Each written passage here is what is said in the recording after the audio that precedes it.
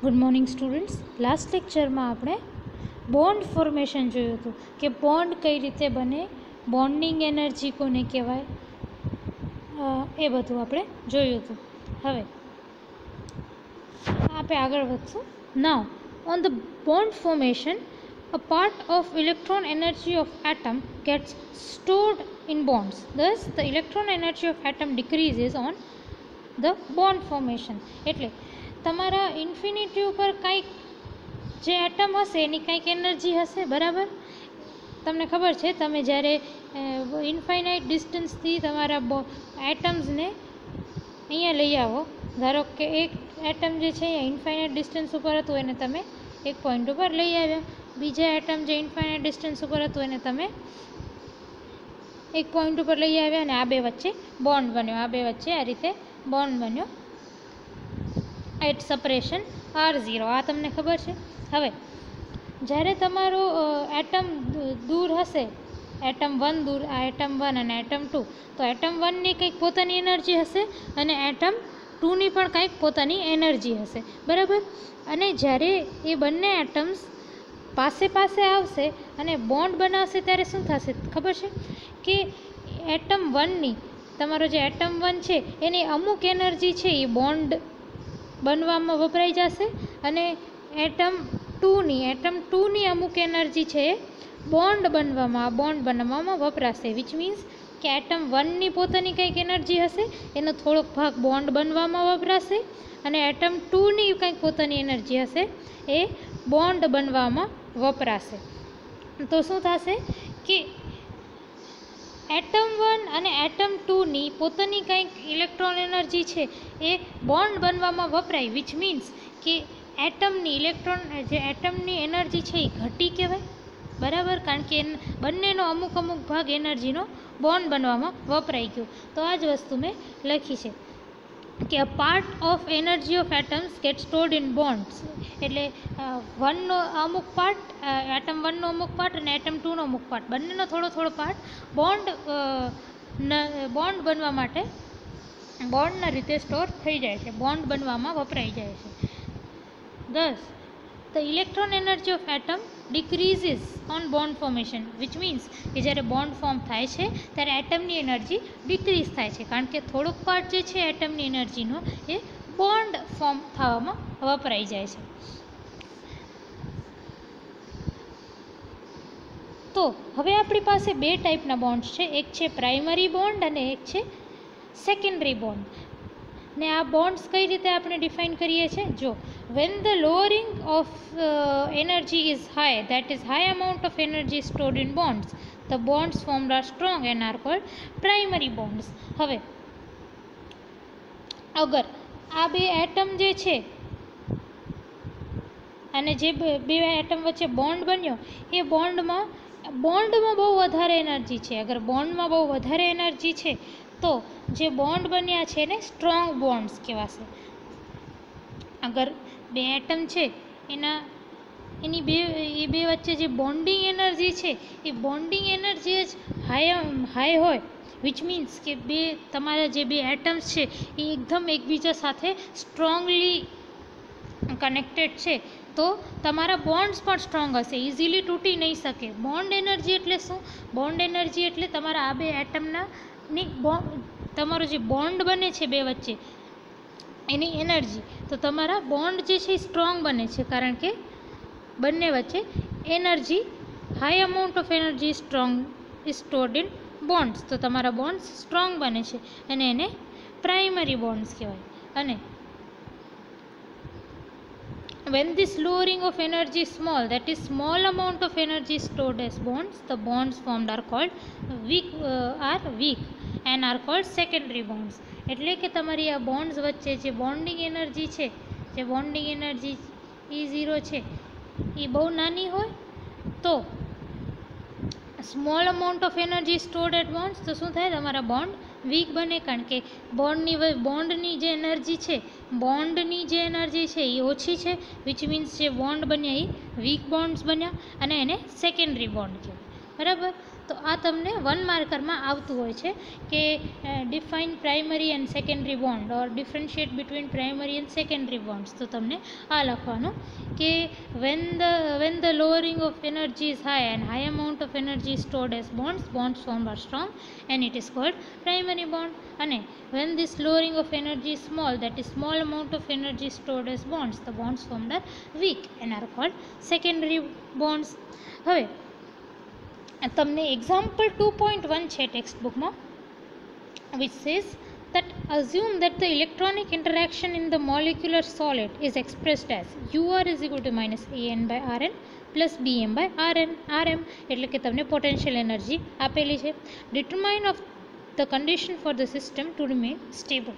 What is the ratio of attractive energy to repulsive energy in this system? હવે તમને કરવાનું શું છે? Determine the condition for which system remains stable.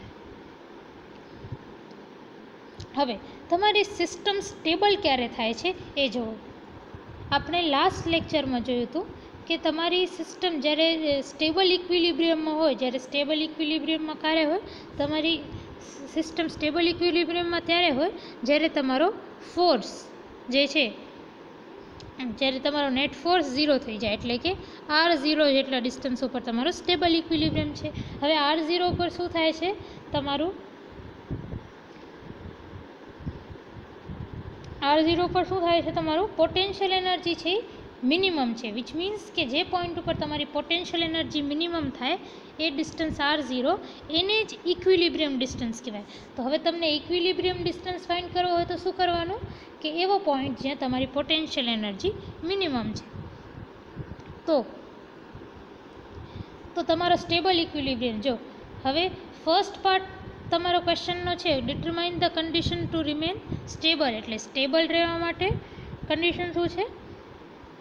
Atoms remain stable when potential energy is minimum. તમે figure 2.1 એ ઉપર ફરીથી જઈને જોઈ શકો, હું એમ શું કામ કહું છું. સો આપણે ફાઇન્ડ આઉટ કરવાનું છે કે પોટેન્શિયલ એનર્જી છે એ મિનિમમ ક્યારે થાય છે. હવે આ વસ્તુ બાયોલોજીવાળા ખાસ ધ્યાન આપો. તો કોઈ પણ એક કર્વ હોય ને, કોઈ પણ એક કર્વ વાય વર્સિસ એક્સ એવું કાંઈક કર્વ હોય ને આ રીતે, તો તમે એ કર્વનું મિનિમમ કઈ રીતે ફાઇન્ડ આઉટ કરી શકો? પહેલાં તો dy બાય dx 0 હોવું જોઈએ અને d² y by dx square એ 0થી વધારે હોવું જોઈએ, ત્યારે તમારું મિનિમમ મળે. બરાબર? હવે આ કેસમાં આપણે કોનો મિનિમમ જોઈએ છે? પોટેન્શિયલ એનર્જી URનો મિનિમમ જોઈએ છે, વિચ મીન્સ કે આ કેસમાં આપણે શું ફાઇન્ડ આઉટ કરવાનું છે? Minimum distance. મિનિમમ એટલે શું? du by dr is equal to 0 and d² u by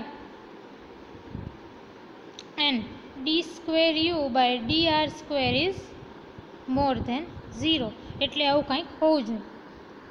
so the condition of minimum. હવે મિનિમમવાળી કન્ડિશન ઉપર ધ્યાન આપો.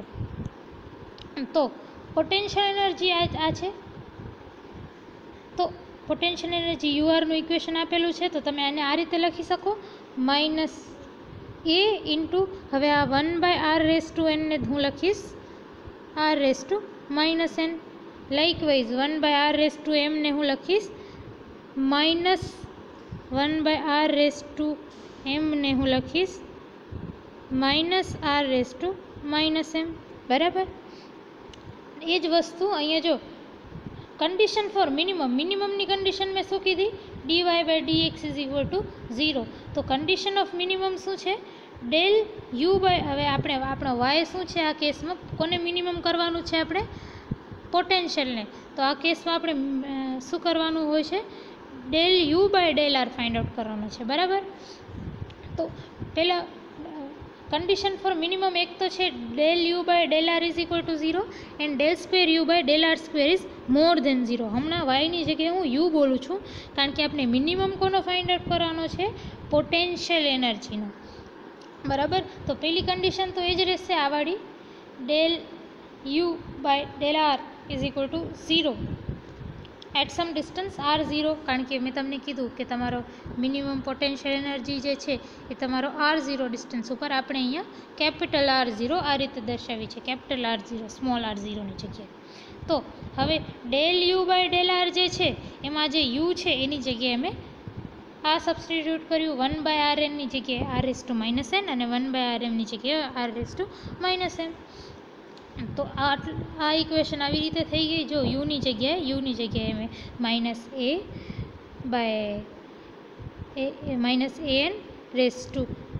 r⁻n plus bm into r⁻m. આ સેમ ઇક્વેશનને મેં નીચે લખી છે. અહીંયા યુની જગ્યાએ અહીંયા લખી છે, બરાબર. હવે તમને મેં ડેરિવેશન કરતાં શીખવાડ્યું હતું, ડેરિવેશન કરતાં આ પોઈન્ટ ઉપર શીખવાડ્યું છે. જો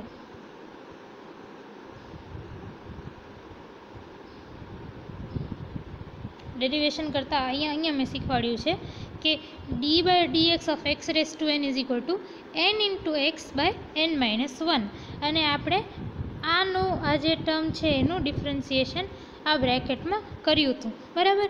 એ જ રીતે તમે ડિફરન્સિએશન કરો. ડિફરન્સિએશન કરશો તો શું થશે? ફર્સ્ટ ટર્મનું જ્યારે તમે ડિફરન્સિએશન કરશો ફર્સ્ટ ટર્મનું, ત્યારે -an તો એમને રહેવાનું છે. હવે r⁻n નું ડિફરન્સિએશન કેવું થશે? તો -n ને તમે આગળ લઈ આવશો અને આમાંથી એક પાવર ઘટાડી દેશો, એટલે r⁻n-1 પ્લસ આમ આ ટર્મમાં bm તો એમને રહેશે, પ્લસ r⁻m છે તો -m ને આગળ લઈ અહીંયા મલ્ટિપ્લિકેશનમાં લઈ આવશો અને આમાંથી એક પાવર ઘટાડી દેશો, વિચ મીન્સ r⁻m-1. એટલે આ જ ફોર્મ્યુલા વાપર્યો છે, d/dx of x⁻n is equal to n into x⁻n-1. આ ફોર્મ્યુલા તમે એકદમ ગાંઠ બાંધી લેજો મગજમાં. હવે r⁻n-1 ને મેં r⁻n+1 રીતે લખ્યું છે. મેં તમને લાસ્ટ લેક્ચરમાં સમજાવ્યું હતું કે r⁻n-1 ને હું આ રીતે લખી શકું છું, r⁻ ને બ્રેકેટથી બહાર લઉં અને n+1, બરાબર. હવે તમને મેં કીધું છે કે r⁻ ઓફ સમથિંગને હું 1/r⁻something એ રીતે લખી શકું, તો આને હું 1/r⁻n+1 આ રીતે લખી શકું. તો r⁻n-1 ને હું 1/r⁻n+1 આ રીતે લખીશ. તો આ ટર્મ કેવી થઈ જશે? માઇનસ જે છે એ પ્લસ થશે, એટલે અહીંયા તમારી ટર્મ પોઝિટિવ થઈ જશે આ first term. So n into an divided by r⁻n-1 ને 1/r⁻n+1 આ રીતે લખ્યું. હવે સેકન્ડ ટર્મ ઉપર ધ્યાન આપો તો પ્લસ અને માઇનસ છે, વિચ મીન્સ તમારી સેકન્ડ ટર્મ નેગેટિવ, આ વાળી ટર્મ નેગેટિવ રહેશે. માઇનસ m ઇન્ટુ bm એમને રહેવાનું, અને અહીંયા લખ્યું છે, અને r⁻m-1 ને હું 1/r⁻m+1 આ રીતે લખીશ, બરાબર. તો આ તમારી ઇક્વેશન થઈ જશે. હવે આપણે કન્ડિશન ફોર મિનિમમ શું કહી છે કે મિનિમમ કન્ડિશન હોવા માટે ∂u/∂r એ 0 હોવું જોઈએ, અને મેં અહીંયા r0 લખ્યું છે. એ શું બતાવે છે કે એટ r0 જે આ r0 ડિસ્ટન્સ છે, આ જે r0 ડિસ્ટન્સ છે આ પોઈન્ટ ઉપર તમારી પોટેન્શિયલ એનર્જી મિનિમમ થાય છે. એટલે મેં એ જ વસ્તુ લખી છે કે કન્ડિશન ફોર મિનિમા જે છે એ કે એનું differentiation, first differentiation ∂u/∂r is 0, અને એ કયા પોઈન્ટ ઉપર? તો કેપિટલ r0 પોઈન્ટ ઉપર. તો ∂u/∂r મળ્યું, બરાબર. ∂u/∂r at r0 which means ની જગ્યાએ તમે r0 સબસ્ટિટ્યૂટ કરો તો તમારી આ વાળી ઇક્વેશન કેવી બની જાય? આમાં જ્યાં જે r છે ને એક અહીંયા છે ને એક અહીંયા છે, એની જગ્યાએ r0 સબસ્ટિટ્યૂટ કરી દો તો તમારી ઇક્વેશન બની જશે n into an by r0 of n, capital R0 of n⁻1 minus MBM by capital R0 raise to m+1 આવી કંઈક ઇક્વેશન બની જશે. અને આપણે ઉપર જોયું કે del you by del r at R0 is equal to 0, which means આ જે છે એ 0 છે, એટલે કે આ ટર્મ જે છે એ ઇઝ ઇક્વલ ટુ 0 હું લખી શકીશ. બરાબર. હવે તમે આને સિમ્પ્લિફાય કરો. કઈ રીતે? તો BM બાય R0 m+1 ને તમે આ બાજુ લઈ જાઓ, ઇક્વેશન આ બાજુ લઈ જાઓ, તો કેવું થઈ જશે તમારું NaN by R0 n+1 is equal to, તમે MBM ને રાઈટ હેન્ડ સાઈડ લઈ જાઓ 0 બાજુ, તો તમારું કેવું થઈ જશે MBM by R0 raise to m+1 આવું કંઈક થશે. હવે આ જે MBM જે છે એને તમે અહીંયા લઈ આવો, અને જે R0 n+1 આ વાળી ટર્મ છે એને તમે બીજી બાજુ લઈ જાઓ, ઉપરની બાજુ લઈ જાઓ, એટલે તમારું કેવું થઈ જશે n raise to an divided by n into an divided by આ વાળી ટર્મને હું નીચે લઈ આવું છું m into BM is equal to R0 n+, આને જે છે હું આ બાજુ લઈ જાઉં છું R0 n+1 R0 raise to n+1 divided by R0 raise to m+1 આવું કંઈક થઈ જશે an by MBM into R0 raise to n+1 divided by R0 raise to m+1. તો એ જ વસ્તુ અહીંયા લખી છે an by MBM is equal to R0 raise to n+1 divided by R0 raise to m+1. હવે આ વસ્તુ તમને ખબર છે કે આ વસ્તુ તમને ખબર છે કે x raise to n by x raise to m એને તમે x raise to n minus m આ રીતે તમે લખી શકો. આ વસ્તુ તમને ખબર છે કે x raise to n mathematically x raise to n by x raise to m હોય એને તમે x raise to m minus n આ રીતે લખી શકો. આ વસ્તુ ધ્યાન આપજો. તો હવે r raise to n+1 divided by R0 raise to m+1 એને તમે આ રીતે લખી શકો R0 raise to n+1 minus m+1.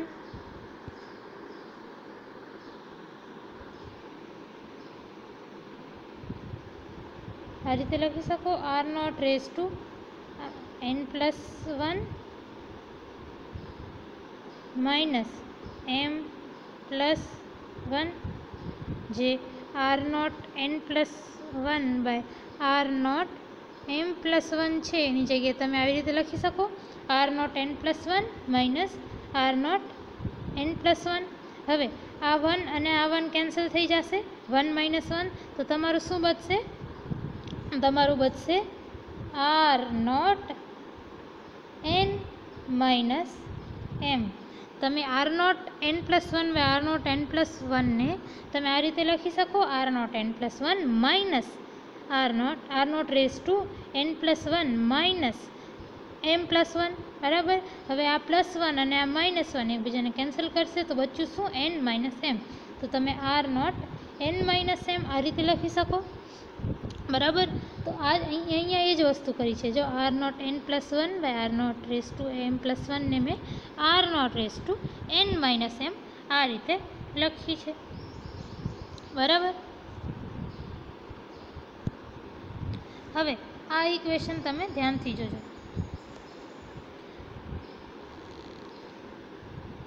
હવે y is equal two x raise to m હોય. બરાબર. તો તમે અગર x ને સબ્જેક્ટ ઓફ ઇક્વેશન બનાવો, ધારો કે ફરીથી જોજો y is equal two x raise to m હોય, તો તમે કેવી રીતે લખી શકો x is equal two y raise to 1/m આ રીતે લખી શકો. બરાબર. આ તો આપણે મેથમેટિકલી ખબર જ છે. कि अगर y is equal to x raise to m हो तो x is equal to y raise to 1/m लखी सको। विच मीन्स अगर मैंने आ जे पावर है ने आ बाजुना टर्म में लई जावो होय तो मैंने ए 1 एनो इन्वर्स करी देवो पड़े। तो आ जे छे मारी equation NaN/m/bm is equal to R0n-m। हवे आज n-m वाळो पावर जे छे एने मने आ बाजू लई आववो होय तो शुं करवुं पड़े तो R0 ने एमने एम राखवानुं अने आ जे मारी जे टर्म छे एने NaN/m/bm रेस टू मैं कीधुं इन्वर्स करी देवानो एटले 1/n-m। तो जो R0 ये ज वस्तु लखी है R0 is equal to NaM/m/bm raise to 1/n-m। आ जे इक्वेशन है एमांथी 1/n-m वाळा पावर ने हूँ अहींया लई आवी तो आ इक्वेशन मळी बराबर। तो तमारो इक्विलिब्रियम सेपरेशन नी इक्वेशन केवी आवी R0 knee NaN/m/bm race to 1/n-m बराबर। हवे नेक्स्ट कंडीशन है del²u/del_r² is equal to 0। Which means अहींया जो मैं तमने कीधुं हतुं कि कर्वनो मिनिमम होवानी बे कंडीशन है। एक है dy/dx del_y/del_x is equal to 0 and del²y/del_x² is equal to is more than 0। तो आपणे आ इक्वेशन तो सेटिस्फाई करी लीधी। del_r/a del_u/del_r is equal to 0 वाली इक्वेशन आपणे सेटिस्फाई कर लीधी अने आपणे कैपिटल R0 नी वेल्यू मळी गई। हवे आपणे बीजी कंडीशन शुं छे मिनिममनी के d²y/dx² is equal to 0। Which means आ केस में पोटेंशियल एनर्जी वाला केस में del²u/del_r² इज मोर देन 0। आ कंडीशन बीजी कंडीशन है। तो हवे छे ने मारी आ कंडीशन पण सेटिस्फाई थवी जोईए। del²u/del_r² इज ग्रेटर देन 0 आ कंडीशन पण मन मारी थवी जोईए बराबर।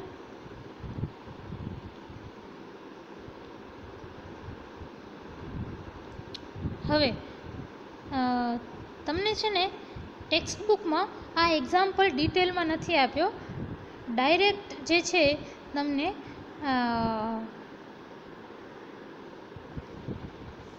आ कंडीशन आपी दीधेली है कंडीशन ऑफ मिनिमम। पछी डायरेक्ट जे छे तमारो R0 नी वेल्यू आपी दीधी है अने पछी ए रीते आगळ वध्या छे। अने आ जे मैं स्टेप्स कर्या छे ने आ एक्स्ट्रा स्टेप्स छे तमने तमारे समझवा माटे इजी थाय एटले कर्या छे। आ जे स्टेप्स छे ई एटले तमने एक्जाम में पूछाय ने आ न करवुं होय तो तमे न करजो। आ मैं तमारी एक्स्ट्रा नॉलेज माटे लख्युं छे। आ वस्तु पण आ पण मैं जे छे तमारी एक्स्ट्रा नॉलेज माटे लख्युं छे। तमारी टेक्स्ट बुक में शुं आप्युं छे डायरेक्ट आ इक्वेशन आपी दीधेली छे।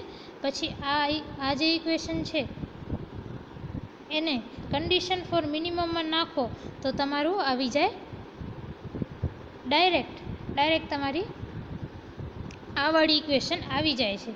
वच्चेना स्टेप्स टेक्स्ट बुक में नहीं करेला।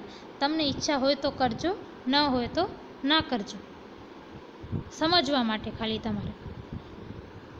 कालथी आपणे काले आपणे del²u/del_r² ना कारणे शुं इक्वेशन आवशे ए आपणे जोशुं। Thank you.